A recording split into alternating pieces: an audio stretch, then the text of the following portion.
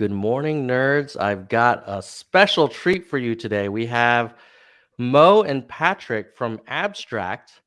If you remember, Patrick was on the show in the past talking about Abstract. They're a startup that uses software to analyze legislation, track changes, collaborate.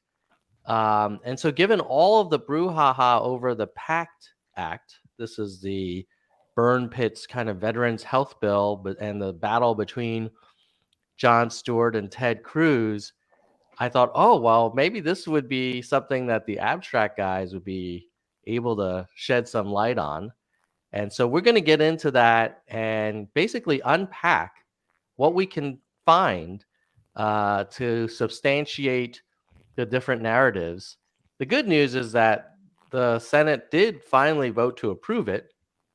So, maybe calmer heads prevailed, or people were shamed into doing the right thing. Who knows? But before we get into it, let me just kind of introduce each of our guests, or let you all introduce yourselves. Patrick, we'll start with you since you're a returning guest. Hello, nerds. Tell us about yourself. Yeah, hello, nerds, and thank you, Tom, for having me back. So I'm one of the three co-founders at Abstract.us and the CEO. Live in Los Angeles, love to surf and hike. I'm really passionate about government transparency. But yeah, I'll hand it off to Mo. Sweet. So good morning, nerds. My name is Mo Mohammed. I am. Mo, hold on. Yeah. We're getting that buzz again. Oh no. Let me see if I can fix that. It might be I think Mo might have turned to an alien. It might be like a physical thing with that port, but why don't you try again? Yeah.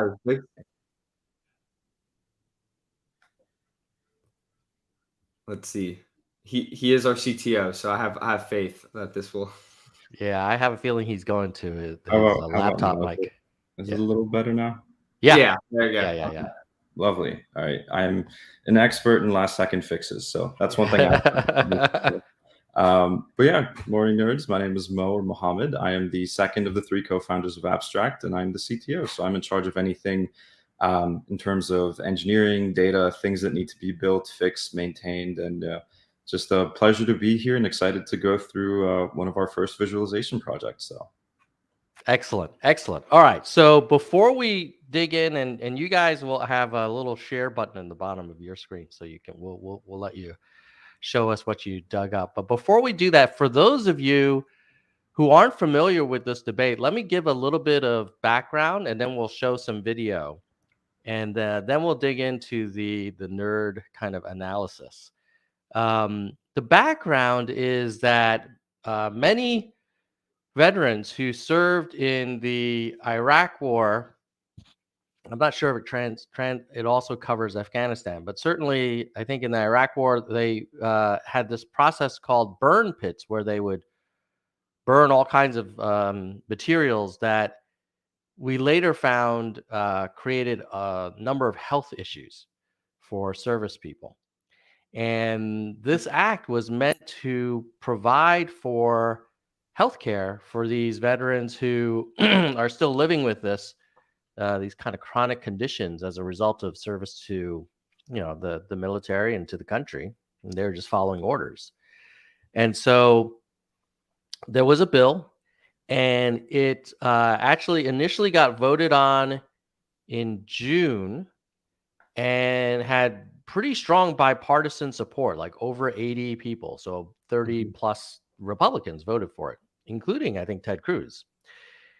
And then, depending on who you believe, if you believe the Democrats, their argument is, and then we got this great breakthrough deal with Joe Manchin on climate and inflation. And that resulted in the Republicans saying, oh, shoot, we don't want the Democrats right before a midterm election to have two accomplishments. Like, we've been really enjoying high inflation, high gas prices. Oh, look, Biden can't get anything done.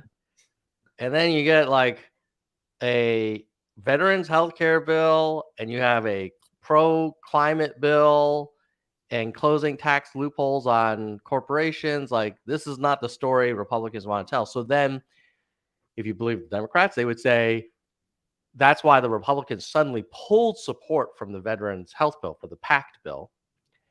But then if you believe the Republicans, they would say, oh, no. We voted for this bill in June. And then these nefarious radical Democrats secretly inserted new text that allowed them to do $400 billion of additional spending that has nothing to do with veterans, but is a socialist wish list of random projects. And, we can't let that happen.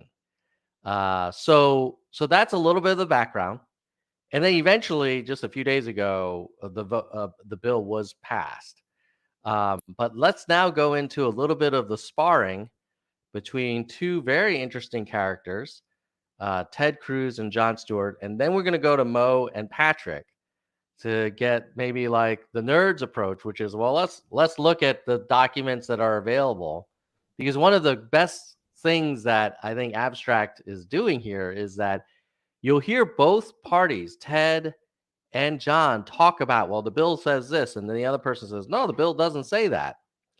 And in the old days, people would just believe whoever they found most credible, or maybe the anchor, Fox and Friends says something, or the equivalent on CNN says something else.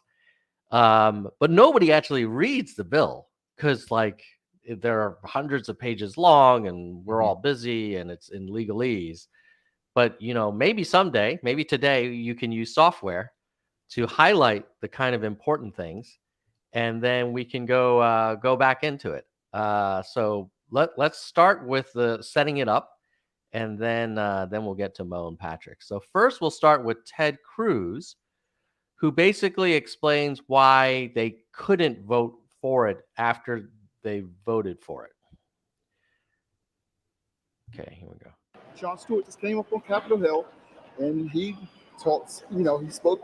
Your thoughts on that? You know what he said? Yeah, look, I didn't see Jon Stewart. He's actually quite funny. It's a shame he's not back on TV. Look, he's talking about the PACT Act, which is a bill I support. It's a bill most senators support. Not Pat Toomey. Well, but what the dispute is about is the Democrats played a budgetary trick, which is they took $400 billion in discretionary spending and they shifted it to mandatory. And the reason they did that is they want to spend $400 billion more discretionary funds on completely unrelated matters. And so it's just part of the out of control spending from the left. And both sides kind of. What the Republicans got made clear is if we leave that spending as discretionary, don't play the budgetary trick, the bill will pass with 80 or 90 votes. And it will spend every dollar it's spending on veterans. It just won't fund the Democrats spending another $400 billion, driving up inflation and hurting. Jon Stewart, he's been neutral. He's been. All right, so that is the Ted Cruz side. So we were for it, and then these Dems, they snuck in a plus $400 billion in completely unrelated stuff. Now let's see. Jon Stewart had a rebuttal. So let's see if I can pull that one up. Okay, hold on one second. Let me pull in. Here it is. And then we will share the screen. All right, here we go. So here's Jon. I'm Jon Stewart. Apparently. Quite funny. And I'm awfully interested in what Theodore Cruz is about to say about the PACT Act. Go on. But what the dispute is about is the Democrats played a budgetary trick, which is they took $400 billion in discretionary spending and they shifted it to mandatory. One thing, what Ted Cruz is describing is inaccurate, not true. Bullshit! This is no trick. Everything in the government is either mandatory or discretionary spending, depending on which bucket they feel like putting it in. The whole place is basically a fucking shell game. And he's pretending that this is some new thing that the Democrats pulled out, stuck into the bill, and snuck it past one Ted Cruz. Now, I'm not a big city Harvard educated lawyer, but I can read. It's always been mandatory spending so that the government can't just cut off their funding at any point. No trick, no gimmick, been there the whole fucking time. And so it's just part of the out of control spending from the left. They want to buy Hunter Biden cocaine, crack cocaine. All right. Okay. So that's a little bit of the setup. Jon Stewart's a character. So we have two sides. And later on in the video, Jon Stewart says, and if you don't believe me, go to congress.gov. And that's where he lost me. Because I was like, I don't know, man. I'm a nerd for humanity. I'm not sure I have time to go to congress.gov and look up all the craziness on there. I mean, it's not exactly as easy as like reading an Amazon review or something like that. Like, I mean, let's literally take a look at maybe he was being rhetorical. But if you do go to congress.gov, I mean, there's a bunch of stuff here. I can click on this up in here. And, you know, there's like a million tabs and amendments and related bills and 8-point font. And I don't know, like who to believe on this. So why don't I stop here and let Patrick and Mo share a little bit of like, because I think you all started looking into this yourself, and I'm curious if you found anything that would shed some light on this debate, because even though the bills passed, this debate was emblematic of how we in America have difficulty making political decisions, because you rely on spokespeople, and you know it's hard to kind of go to ground on the facts and truly be data driven, but maybe Team Abstract can help. Yeah. So, you know, previously on the show, Tom, we talked about how we're currently focused on California, but we found this to be very interesting. And our whole mission is to increase government transparency. What we're doing now is making a collaborative, productivity tool space for people that need to lobby or understand legislation, mostly lobbyists and nonprofits. But Mo can touch on some of the analysis that we did on this bill, which was interesting. Even though we don't typically delve into the federal, at least yet, I can hand it off to Mo to kick it off here. Yeah, absolutely. So I think before we head into the actual text and notable edits that we kind of found, I think it would be smart to kind of highlight the issue at hand, which is, you know, pretty much the reason Pat and I, and then our third co-founder Matt, started Abstract, which was basically the public doesn't really have tools to make sense of very complex, long legislative language. It gets very confusing very fast. In the specific use case of congress.gov, there's no differences between versions that you can actually see. So you can view the versions by themselves, but one of the biggest issues is you can't actually see between two versions what has been added and what has been removed, which basically gives legislators a lot of, you know, leeway or moving space to say that these things were added, or say that things were removed, or specific details were added that the usual everyday person would not be able to actually see. So once we actually had that realization, we went, okay, let's try to visualize between each version of the bill. So when it was first introduced in the House, as it was making its way through the House and then the Senate, up until being approved in the Senate, what were the specific, you know, down to the character changes that we can actually see being made between each version of the bill? So Tom, that congress.gov page you showed actually has 5 different tabs. And they're basically each a version of the bill at one point in either chamber of Congress.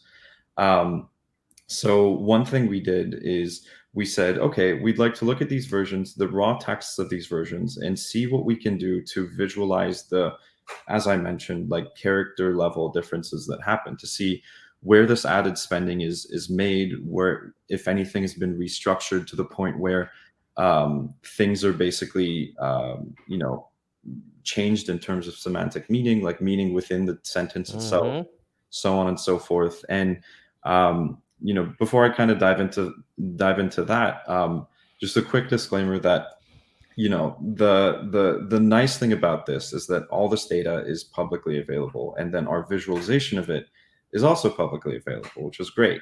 Me being in the software engineering space, my one kind of realization was, doing code reviews, looking at things and seeing how it changes existing code or features or files or text for that matter.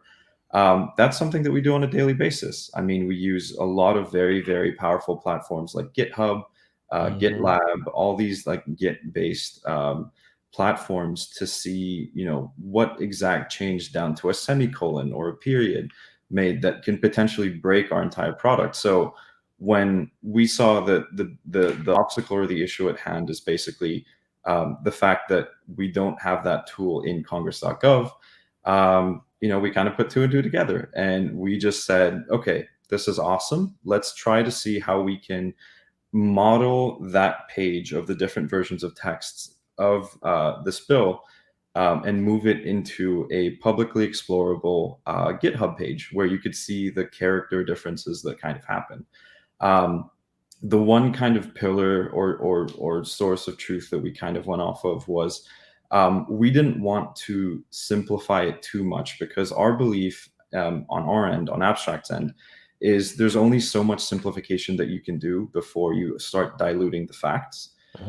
If we turned everything into this pretty colorful poster that you can share everywhere, the main core of the meaning of the bill or the agenda or the character differences actually change. So what we tried doing is we tried to optimize time with our visualization, time on the listener's end, the nerd's end in this case, to look at the bill, scroll through the visualization, look at character level differences that can help them come to their own conclusion or realize which side is actually telling the truth. And that's exactly what we did. So pretty much what we ended up doing was we set up a public GitHub repository, and we basically compared the texts between each different version and its subsequent version. So the introduced version with the reported version, report with when it was passed and approved in the House, all the way to the next two versions that came out as it was in the Senate. And doing so, we noticed a couple of things. So before I dive into the noticeable edits and changes that kind of happened, Pat, if you wouldn't mind sharing your screen and accessing that GitHub link. I might run into it. Let's see. I can't wait for this. Yeah, and for reference, this is a very simple version of what we typically do with bills in California. With Californian bills, that's where we're deploying actual, I'm going to say AI very loosely here, just because I don't, they're mostly classifiers that we built and models that we trained for California state legislation. But yeah, let me pull this up. Mo, which request do you want me to pull up here? Just the general table of pull requests would be awesome. Yeah, we'll do that. While you're pulling it up, this reminds me of, I have two sons who often get into huge disputes over who brought the milk out and why they shouldn't put it back because the other brother is the one that took it out. Right. And I installed a Ring camera in our dining room. And I said, well, look, I can pull it up and we can figure it out right now. And after a few times of doing that, they know now that like there's no point in accusing the other person if they didn't do it. And I feel like we're going to pull up the Ring camera footage on this bill, because clearly either there was a huge $400 billion new thing introduced or there wasn't. Yeah, we'll let you guys show us some of the evidence. So Tom, I think I think Mo's going to pull up himself just because we this is the first time we're sharing on StreamYard. Yeah, so let's see. All right, Mo, see if you can do it. There should be a share button on the bottom. Yeah. No, I think it's just permission. So worst case, I think. Well, worst case, maybe I might have to do it. But it says I'm sharing my screen right now. Is it? Sorry. Oh yeah, there you go. Oh, there we go. Beautiful. So yeah, if I scroll all the way up top to this seemingly confusing thing, but I'm sure you can be clarified in a little bit.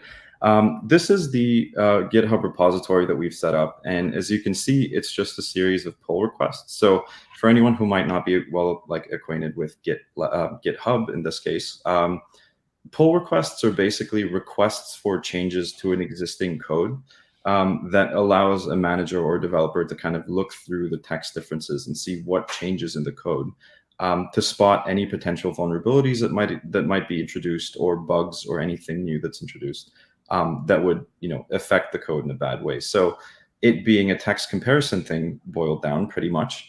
What we ended up doing is we opened a public repository with the original text of the bill. So if I click into this here, this is the introduced text of the bill.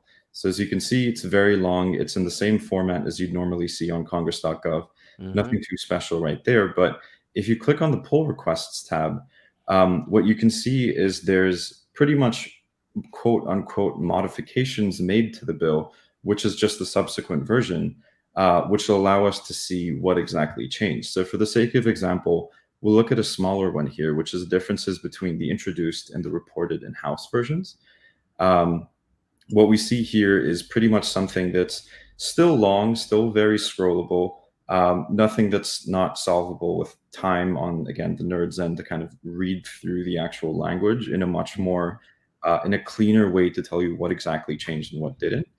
But you can see exactly what lines have been added, what lines have been removed, and what keywords have changed for something as minute as first session to the second session, for example. So pretty much going back to the pull requests, we've set up an entire list of requests for each version.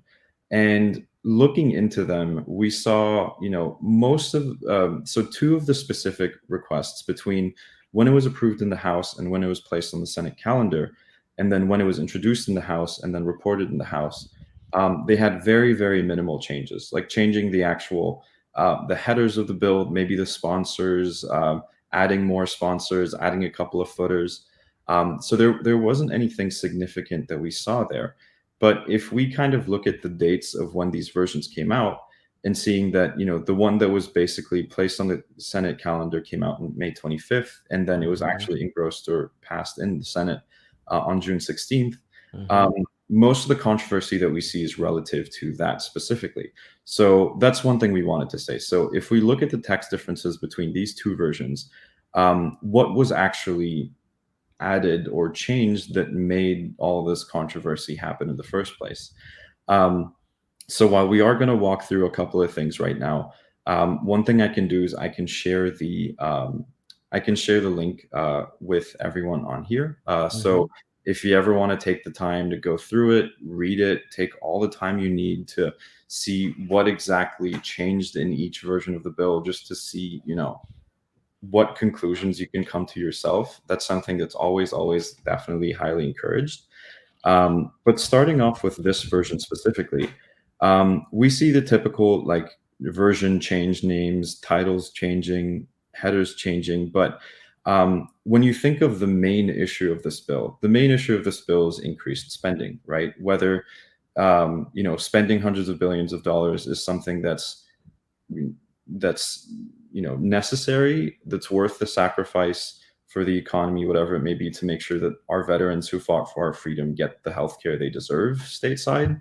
Or if it's something that will actually do damage to our economy that's unpayable, basically. So looking up, using very simple browser tools and looking up the term spending, we see in the lines over here that there has been a small section that mentions spending when it was placed on the Senate calendar that gets rewritten to something way, way bigger. And scrolling through this, what you can basically see is that it mentions added investment in the delivery of veterans healthcare, healthcare programs, covering any. Hey Mo, can you zoom in a bit so the text is perfect, great. Yes. There we go. Sorry about that. So as you can see here, the text that was rewritten is basically pretty much the same meaning wise in terms of the ones that was added. There was just a lot of explanation that was made in terms of, for the new money that's going to be introduced and spent, these are the things that it would be spent on. So if we look at these sections, there's anything along the lines of added veterans healthcare programs, any expenses incident to the delivery of these benefits, and then added medical research. And then what the text adds is also more guidelines around keeping track of the spending. So this is the main focus of the bill, where it does mention added spending and investment. As you can see here, there's only 3 matches, and these are the 3 matches right here. So what we believe is that this section specifically is the one that's the main point of contest, where a lot of this controversy is happening. The one thing that we, know for sure is what has been added, scrolling through the entire bill, which, I'll save us the time of here, but again, highly recommend you do this, is the added spending basically doesn't go to something not related to the healthcare of veterans. It goes to opening up new programs, telling the heads of the Department of Veterans Affairs to be more transparent with their reporting, being more detailed, more thorough with their reporting on the burn pits specifically, and any sort of health implications that come up with them. And once we look at the specific, the money that's moving in between, or like the money that's moving or that's being allocated for this program, we don't see specific figures, but we do see the programs that they intend to spend on. And what we notice is that most of them have to do with veterans programs. So I was going to say it's mostly, it's all aligned still with veteran, with the spending on veterans health. So the what end up happening afterwards, because the Senate actually, they end up approving the bill, and we realized that was actually not because they ended up changing the bill again, but that was more of a PR pressure that was put on the senators, saying, hey, this is a bill that's still supporting an issue that you should be aligned with. And so that also speaks volumes to the power of PR and public pressure on our elected officials beyond just lobbying and changing the content of the bill. So always something to keep in mind. Let me play back what I think you're saying, both of you. It It sounds like you have looked at the actual text of the bill and the changes that were made as the bill progressed through this process. And you have not found any evidence that halfway through the process, in the darkness of night, Nancy Pelosi and the radical Democrats inserted $400 billion in additional unrelated spending to whatever, steal your pronouns or claim your guns or whatever the Ted Cruz and Ultra MAGA are fired up about. And that in this case, it seems like Jon Stewart is being accurate, that they didn't introduce any new stuff. And I think the second thing you're saying is, then I've heard another narrative, which is related, which is, well, now the Republicans voted for it, but thank God Ted Cruz stood up for change because they removed all of this offending and offensive material. And now it finally got to a place that we can vote on it in good conscience. But it sounds like there wasn't a lot of change other than the PR kind of, negative exposure that the Republicans got, that they didn't really change the bill that much. And their vote to approve it isn't really because of the content of the bill change, but more the PR pressure. Exactly.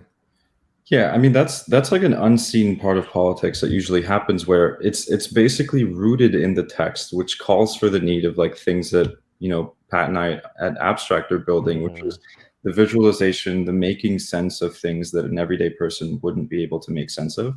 I mean, honestly, to speak a little freely, that's where we got started too. We didn't really understand the bill text, and a lot of conversations that we had with our colleagues, coworkers, classmates, all of them were kind of in the same bucket, that most of the information that they got, or most of the information that we got, was basically from social media, from YouTube videos, here and there. But once we kind of sat down and took the time to look at the actual bill, we were able to come to our own conclusions that just we were more confident backing because it came from the text of the bill. And that's just the ability that we want to give everyone. So yeah. And I would say, Tom, what you said, I would say is very accurate for this particular case. So and you'll see that replicate across many definitely. And like it's crazy. Yeah. And the one thing to add is that, like, you know, everyone listening right now and anyone who might watch the recording, don't even take our word for it. You know, our repository is right there. Our data, like the text differences are right there.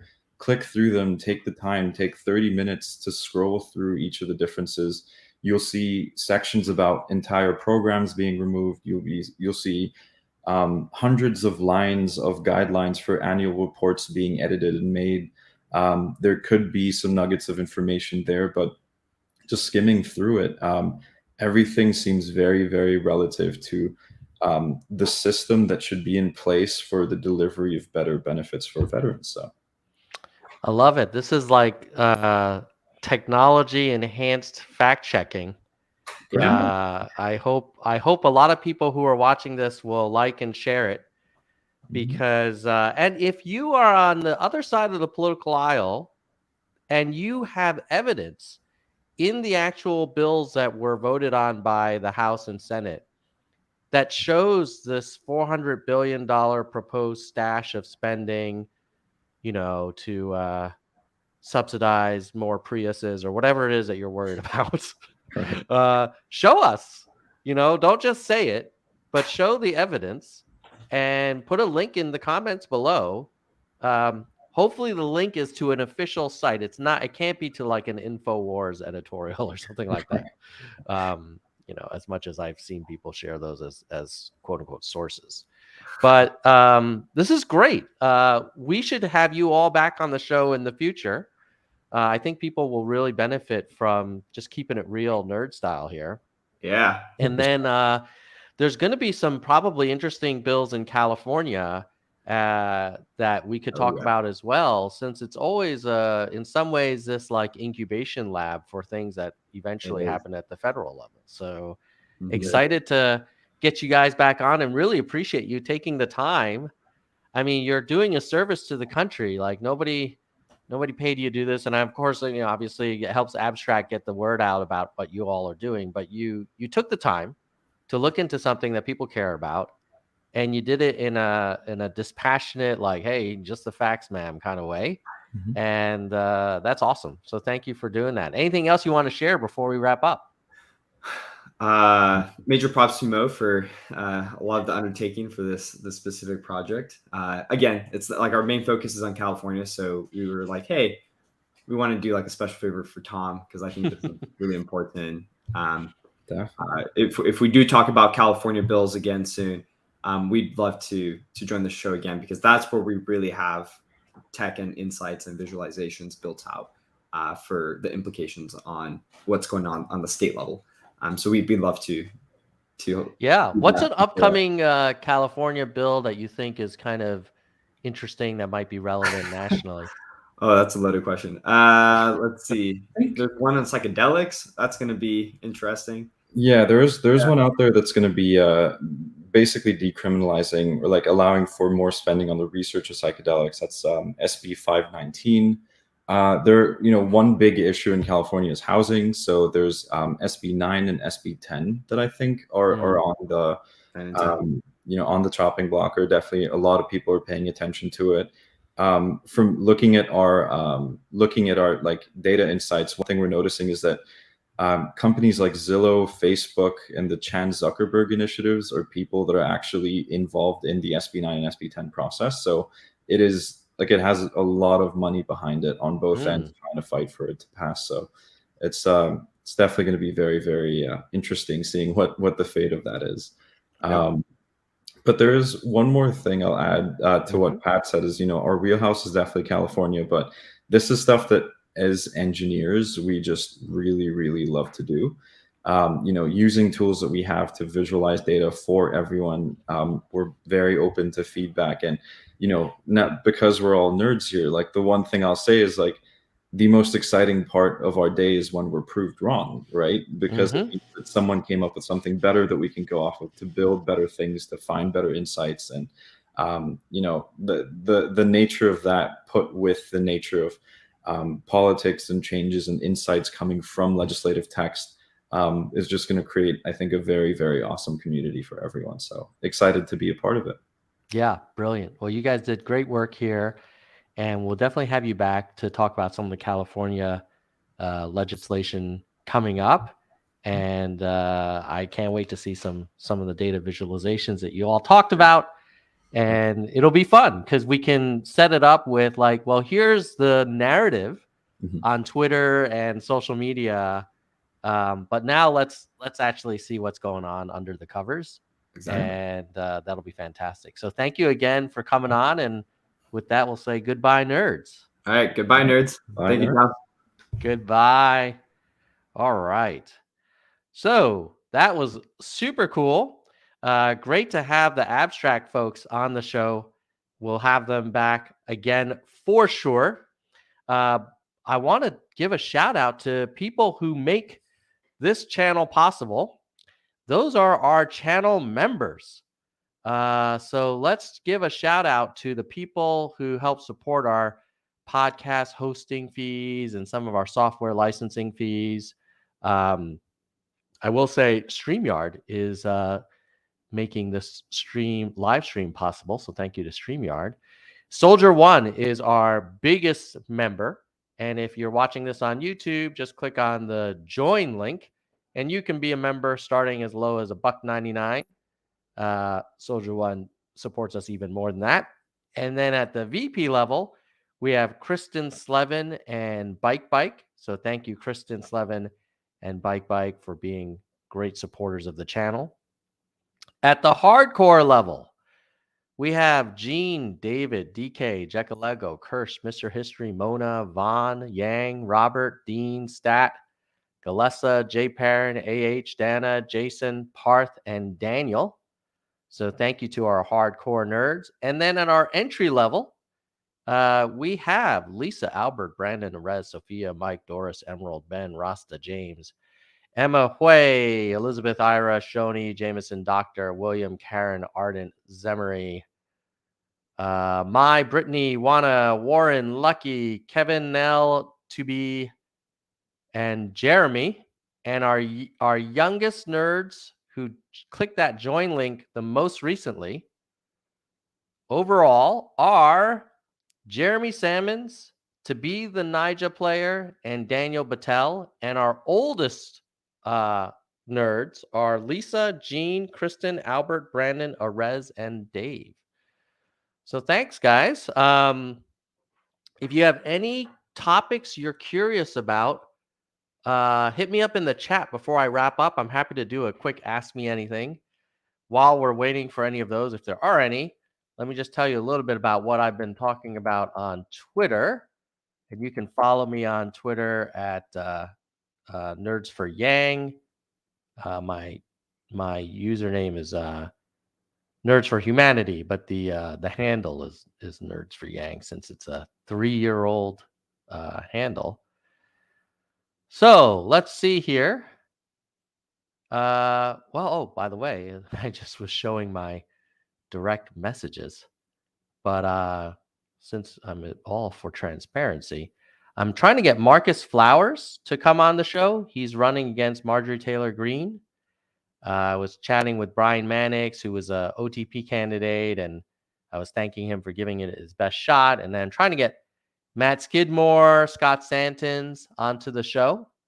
So good stuff there. And Tim Ryan. That'll be interesting. So if you're watching this and you're not subscribed, please hit the subscribe button. And the reason is, the more subscribers we can get on the Nerd Show, the more reach we can get in terms of getting guests to say yes to coming on to the show. Let's see. So what have I been tweeting about? And then I'll go to the comments in the chat, in the live chat. Let's see. We have a contest going on ofthepeople.us, and the top 3 trending candidates are going to get a $100 donation from me.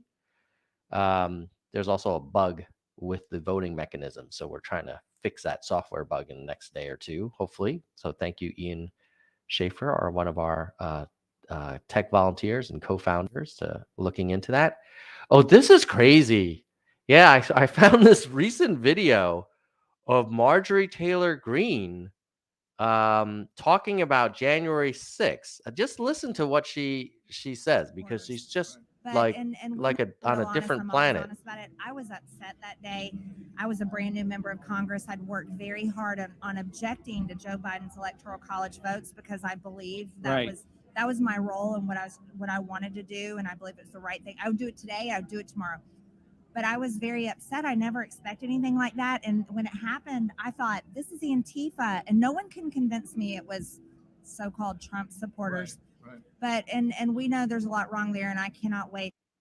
So she's still saying to her followers that Antifa was trying to obstruct the certification of the state's electoral college results, because Antifa wanted Trump to, I guess Antifa would have wanted Trump to stay as president, which is kind of crazy. Like, why would Antifa somehow prefer Trump to Biden? After all of these Jan 6 hearings, after all of these Trump campaign manager, White House counsel, attorney general, all of the video footage, all of the people who've been arrested and prosecuted who are Trump supporters, she's still going out there saying that it was Antifa that rose up on January 6th. It's not the people who were listening to Trump at the Ellipse and then he directed them to the Capitol. Somehow they transformed themselves into Antifa on the way from the Ellipse to the Capitol building, or maybe they were always Antifa in the Trump audience, dressed up as Trump supporters, like waving Trump. I mean, what an elaborate effort if it were. But I mean, it's just like we're on this. Now the sad thing is that there are people that believe her. You know, and someone was saying, like, who are the people that listen to this deranged woman? And then Catherine Class said, my brother believes her. And I said, I agree. I said, I have multiple family members who believe Marjorie Taylor Greene, Alex Jones, and they're just like, they're dug in. So, you know, Marjorie Taylor Greene, crazy. And then I shared this, which was a link to a New York Times editorial around, as much as, you know, you might like, well, some of us think Joe Biden's doing a decent job. I think he's doing a decent job when you consider getting us through the pandemic economic crisis, now getting the climate and healthcare bill, you know, where Medicaid can negotiate with pharmaceuticals companies, and where we can invest in renewable energy. And now we've got the Veterans Health Bill. Then we had that $1 trillion infrastructure bill, and saving us from 4 years of Trump and ultra MAGA drama in the White House. Like, I think that's a pretty decent run for Joe. I also think Joe should retire after his first term. He's done his job. He has gotten us from the abyss. He's done great work on climate and infrastructure and veterans health. And it's great, Joe. Like, time to hand the baton off and let someone else run in 2024. You know, I know not everybody agrees on that, but I think most people would either say, if they're on the Republican side, he's done nothing. And then you're like, well, what about infrastructure? What about veterans health? What about climate? What about the economic stimulus during the depths of the pandemic, or the distribution of the vaccine? And they'll either ignore those things or say that, oh, that he's just taking credit for, I guess, Trump doing all this. I mean, Trump didn't do anything for climate or infrastructure other than, introducing more kind of fossil fuel, removing kind of drilling regulations and things like that, and environmental protections. And then withdrawing from the World Health Organization, defunding. The funny thing is, they were so mad, these Republicans are so mad about defunding the police, which I totally agree.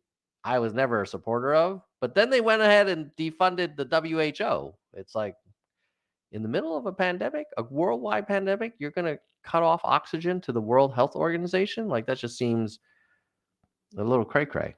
It's my opinion. So at any rate, that's what I've been tweeting about. Go ahead, follow me on Twitter. And don't forget to like and share this stream. And let's just see what people are saying in the live chat before we wrap up. So first of all, Elizabeth Norris has liked and shared. So thank you, Elizabeth. Appreciate that. Thank you for helping us spread the word. And while my piece of garbage Logitech camera focus capabilities poo-poo stinky. Vaughn is saying there's a need, and these guys at Abstract are solving it. There we go. So thank you. Thank you to the Abstract guys, Mo and Patrick. And then Jeremy saying this is some legit nerd content. I agree. Whipping up GitHub and looking at the diffs, it's like, the political pundits are like, if something like that show, this stream became more shared and liked and more people saw it, it kind of is like turning the lights on in this kabuki theater. And it's like, oh, wait a minute. You can't just wrap yourself in the flag and talk about the Constitution and America and pride and, taking your country back. Like, we're actually going to fact check. And we're going to actually look at the bill that you said to your followers and to the ultra MAGA, it was filled with $400 billion of Pelosi AOC pork, right? There's all this stuff about coming after your pronouns or forcing you to have an EV. How dare you? I demand my right to roll coal. And no, turns out you were lying. Turns out Jon Stewart, the comedian, is a more honest man than Ted Cruz and all the MAGA people. At any rate, maybe not all the MAGA people, but the people who initially withheld support for the bill just because they didn't want the Dems to get another win.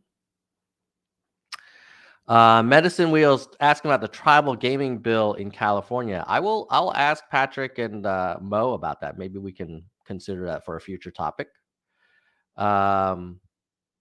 Medicine Wheel is a big fan of the Abstract guys. I am too.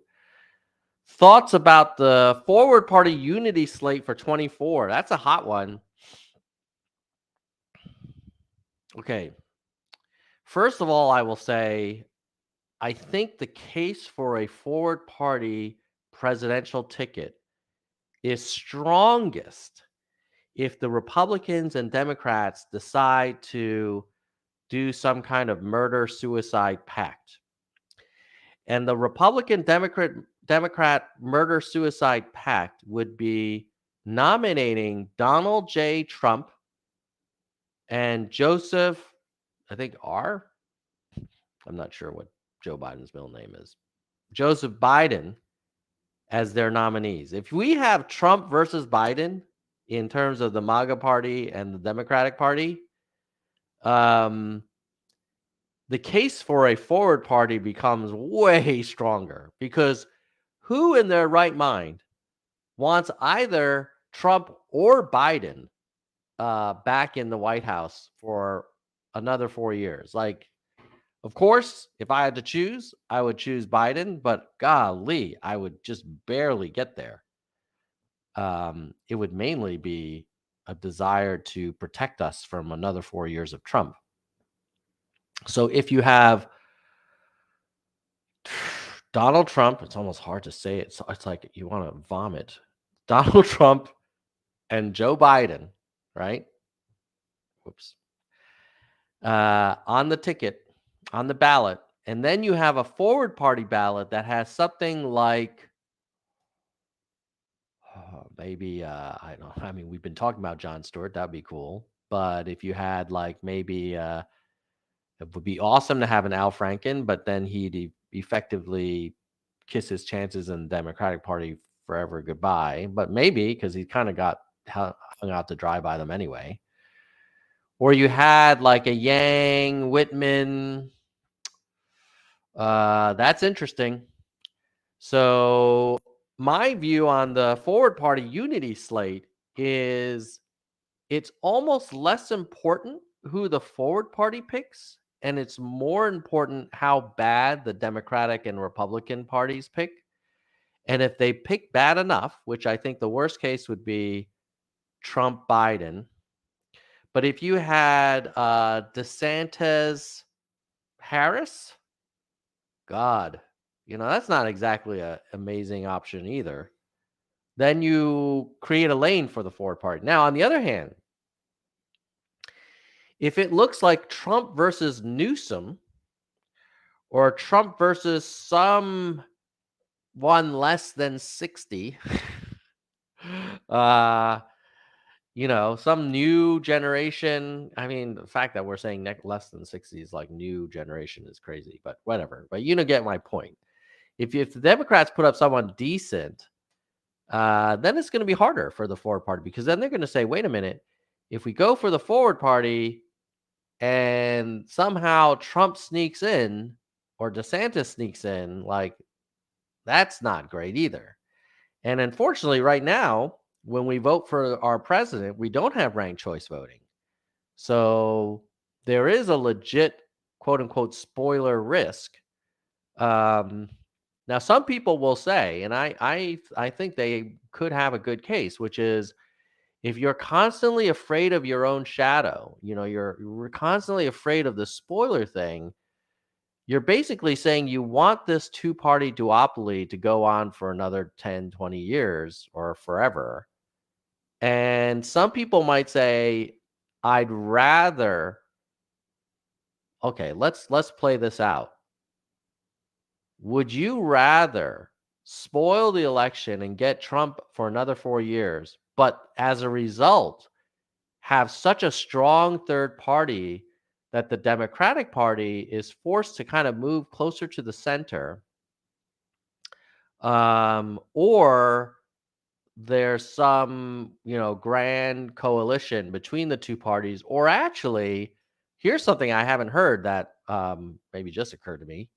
Maybe you guys have thought about this already, but if the Forward Party spoils the 2024 election and results in Democrats losing the presidential, you could probably not think of a more motivating event for ranked choice voting, because they would probably say never again. If only we had ranked choice voting, all these forward votes would never get to a majority, and they would have put Dems as their second choice, or and then the Dems would have won, kind of thing. So long answer to your question, Medicine Wheel, but hopefully that was interesting. Yeah, Ryan saying, yeah, different planet is accurate. The MJT versus let's say, a lot of the rest of the world.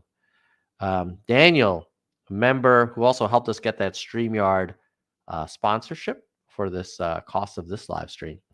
Joe was off to a rough start, but he has pulled. Yeah, he's done some big effing deals. Vaughn saying welcome to Daniel. Elizabeth saying you're welcome. I think you're saying you're welcome for me thanking you for sharing. I don't know, but either way, Elizabeth's saying you're welcome. That's why I hang out with the nerds. Sorry, but I know people who know things. Very funny. Ted has not aged well. Yeah, Ted probably should. I mean, I myself as well need to lose a few pounds. I think many of us do. So please encourage everyone out there to eat healthy and exercise more. DRS Metal says, DeSantis signed legislation banning ranked choice voting. Like, that's not ideal. But there are people that love the DeSantis. They think that of him as a little bit less offensive version of Trump. But there you go.